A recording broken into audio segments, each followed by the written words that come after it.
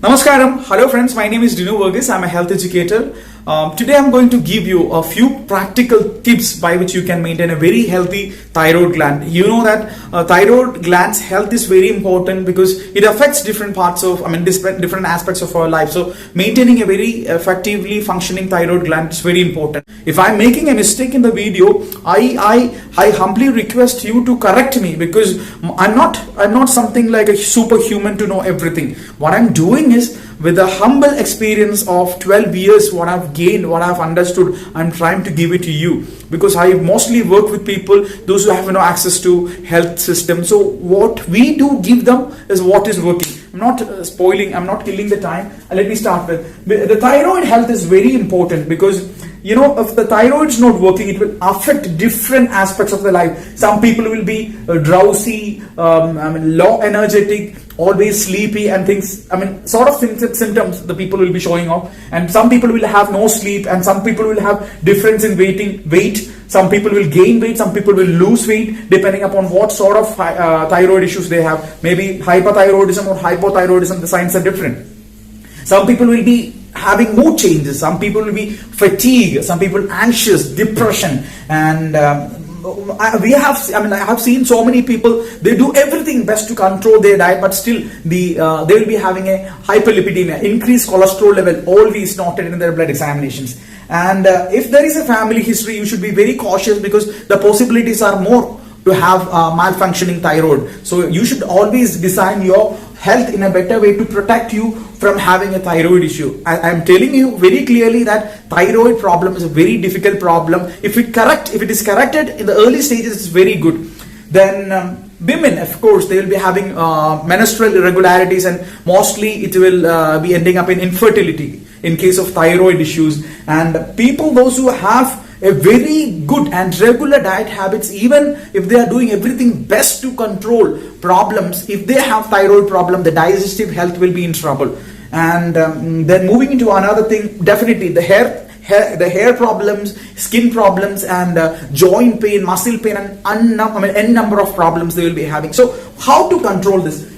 First, if your TSH, the thyroid stimulating hormone levels are around 3, you should know it's getting worse. And if it reaches 5, we can't do anything. We can only opt medicine. I'm not telling this is the deadline. We can even then do, but prevention is always better. When you have these symptoms, when you see these symptoms in you, if there is an increased weight, even if you are not eating anything, if there is low, the weight is getting down, even if you are eating more, those are very clear indications. And especially if you go to tell an enlargement of the neck area, you should correct yourself. We'll start what you have to do about the health, the thyroid health in your daily activities. First, soya, it's one of the worst thing for thyroid patients because it hinders the absorption of thyroid hormone. We know that most of what we get in different part of the world is genetically modified, and that is one of the reason. I'm not telling that is the only reason, but this is not good for people with thyroid problems or a family history of thyroid problem. I'm not saying about just soya, all byproducts of it. That is better. This is my suggestion. Secondly, food allergy.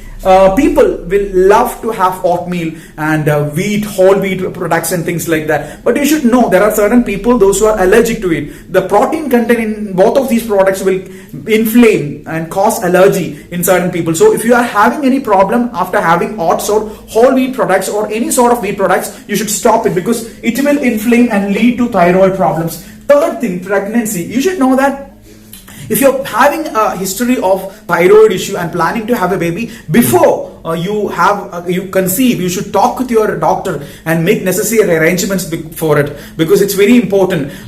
In most of the cases, pregnancy is a situation where there are chances to have a thyroid problem. It might initiate with pregnancy, or else if you are having a thyroid issue already existing with you, there are possibility to get it worse because pregnancy is a time where there are a lot of hormonal changes. So if it is not treated well, it will affect both mother and the child. In case if it is worse, it might end up in stillbirth, early labor, premature baby, and stillbirth, abortion and things like that. So we don't want to go to that because every baby is precious. It's a gift. So we should take care of it. And the fourth thing, inflammations.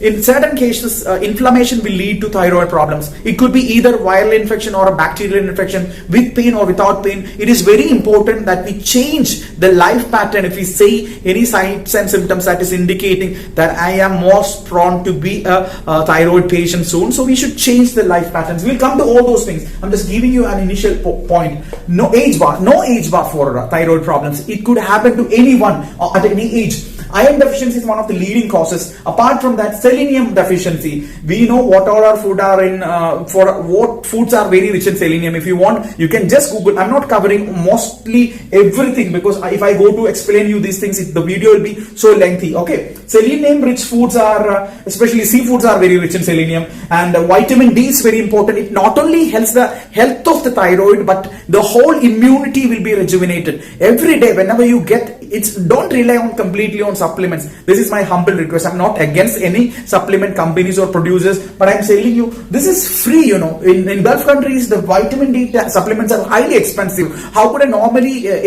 waged person can buy it all? So you get it. It's the nature is giving it to you freely. Vitamin A, vitamin B complex, these things are very important in maintaining a healthy thyroid gland. Autoimmune diseases, Graves' diseases make a thyroid if a person, Graves' disease is an autoimmune problem. If a person is having Graves' disease, that would most probably end up in hyperthyroidism. A person with Hashimoto's disease would most probably end up in hypothyroidism. So there are so many. If I talk about the autoimmune cases, it's very difficult to control. I must acknowledge it, because the whole immune system within our body is fighting against some of the systems working. So it's kind of a difficult situation, but still it has to be get treated. And nodules or non-cancerous lumps in the thyroid gland, that is also a problem for thyroid health. Medical treatments, radiation, surgery in the thyroid glands, at certain situations that will also end up in thyroid problems. Then genetic disorders, toxicity and chemicals, pesticides and environmental pollutions, heavy metals. This is most important thing I wanted to underline. You know, what we eat, what we drink, what we breathe, and what we use mostly are sources of almost all these things affect the thyroid thing. If I'm not consuming vegetable that is organic, there is a huge chance of getting a thyroid problem. But I can't see, I'm a normally range person. How can I buy organic products or free range products all the day? If I say, people those who are very rich, it's okay, but we have different cultures in different parts of the world. I live in India. It's not possible for me to buy organic products all the time and help farmers. My father-in-law produces organic products for the past 15 years, but when he take a product to a shop, he cannot sell it at a price higher than the normal products that is completely grown up with pesticides. So this is a problem with farmers in every part of the world. I don't know, especially in my country. Then heavy metals. We know that there are a lot of sources through which we are getting accumulated with heavy metals, especially vaccination, polluted water, fish and cosmetic products, and so many household items, and all those things actually gives us an opportunity. I must say, it gives us an opportunity to accumulate heavy metals. It not only creates a thyroid problem, it overall affects the neurological functioning of a human body. So how can we relieve it? The first thing, cilantro. I will make a video about this. Drinking cilantro is very good because it binds out the heavy metals and relieves it out from our body. And there are plenty of other things that we will discuss later. So heavy metal, make sure that you, especially pregnant women, don't take big fishes, that you should be very cautious. Mostly people, when I was living in a house before, which was far from here, and most of the people who were there, they were fishermen, and they told, when our women are pregnant, we give them shark. I said, no, how can you do that? They said, it's very good. Most of the people do not know what's the problem of having heavy fishes during pregnancy, because mostly the fishes that is heavy in mercury, that will affect the growth and development of a baby. So that must be very carefully maintained. It should be educated. The education should be given to those people, those who are not aware of it. Soya products. Stress is very, very important, and it is one of the leading causes like microvascular damage. You know,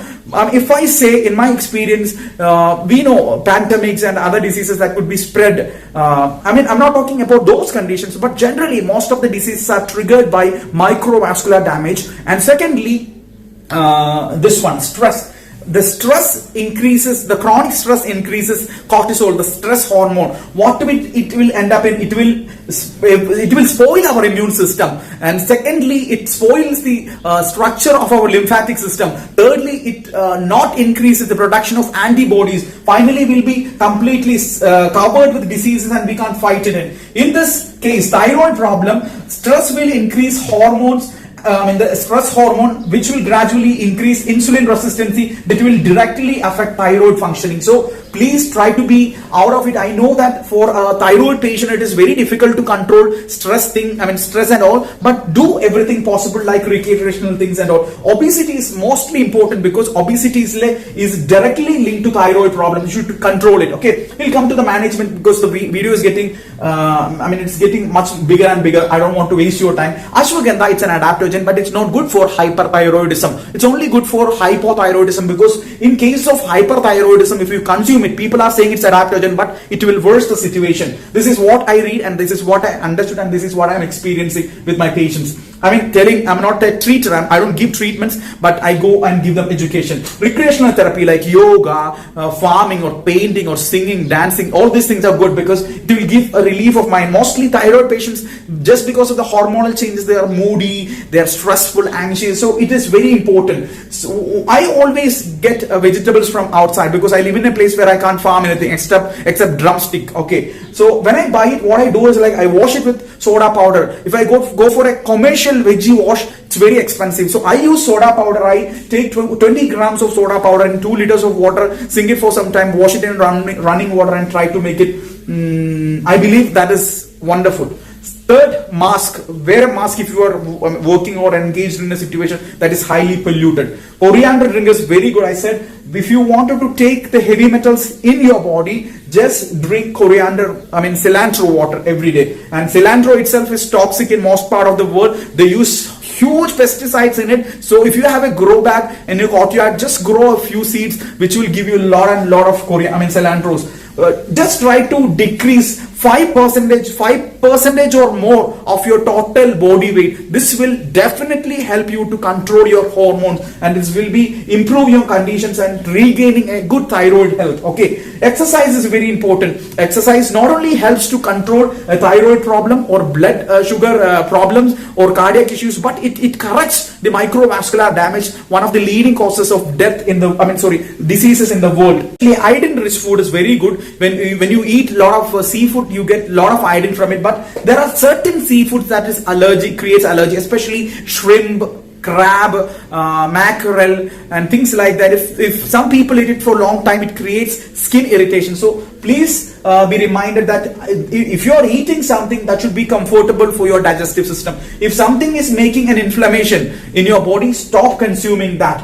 And finally, when I come and talk about people, those who are already sick or already have a thyroid problem, they are taking medicine, there are few things that should be kept in mind. Don't take heavy fiber food along with the drug, because that decreases the absorption of the drug and it won't create any effect in the body. Secondly, you can have fiber rich food, maybe 3 to 4 hours after consuming or taking the medicines. And don't take the thyroid medicine along with any other drug or grapefruit juice, because it interacts. Okay, and third thing, always make sure that you take your thyroid drug in an empty stomach. These are the things that has to be kept in mind. And finally, a word to the family members with a thyroid patient or a thyroid malfunctioning person. Please take care of the patient, because it's very important. It's only when you have this problem you understand how miserable it is. We don't know how long we live, when we're going to die. But until we live, let's share happiness and love and care for everyone.